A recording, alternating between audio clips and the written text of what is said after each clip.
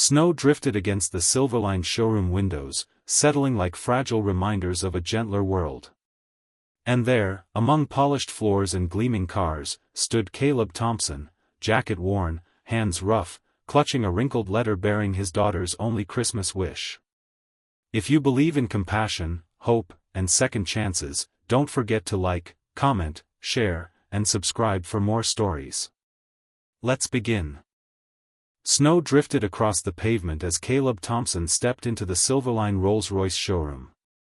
Warm lights shimmered off marble floors and polished chrome, making him feel like he had wandered into a world not meant for him. His jacket was patched, his boots worn from long shifts on the garbage truck. People stared, but Caleb kept walking. In his pocket lay a wrinkled letter from his daughter, Lily. Her handwriting had grown shaky these past months, but the words still carried hope. "Daddy, I want to ride in a shiny car like the ones in the movies, even just once." It wasn't an extravagant wish. It was a dream from a sick little girl who had spent more time in hospital rooms than playgrounds. Caleb couldn't buy a luxury car, not in this lifetime. But maybe, if he asked kindly enough, someone would allow him to rent one for just an hour. Enough to make her believe in magic again. With that hope anchoring his steps, he moved deeper inside, trying to ignore the judgmental smirks forming around him. The laughter began before Caleb even reached the counter. One salesman elbowed another. A woman stifled a grin behind her clipboard. To them, he was an eyesore among chandeliers and designer suits. Darren Hale, the lead consultant, approached with a polished smile that barely masked his condescension. "Sir, are you lost?" he asked, eyeing Caleb's grease-stained clothes. Caleb explained Lily's illness and her wish. He spoke softly, hoping that mentioning a child might soften the room. Instead, the mockery sharpened. "A Rolls-Royce?" "For him," someone whispered loudly. Another joked, "Maybe he wants to trade his trash truck." Still, Caleb stayed steady. He repeated his request, just one ride, 1 hour, one small miracle for his daughter. But the more he spoke, the more the staff laughed, treating his dream like a spectacle. Yet underneath their cruelty, Caleb held his ground. He had endured storms far worse than their ridicule. And for Lily, he would endure anything. Darren leaned forward, prepared to dismiss him completely, until Caleb reached into the old canvas sack on his shoulder. The laughter halted instantly. One by one, Caleb placed worn bundles of cash onto the counter, saved tips, overtime wages, coins collected over years of long shifts. The stacks weren't pretty, but they were real, and they represented everything he had sacrificed. "This is all I've saved," he said quietly. "If it's not enough, I understand. But it's for my daughter. She just wants one special memory." The room shifted. Shame replaced amusement.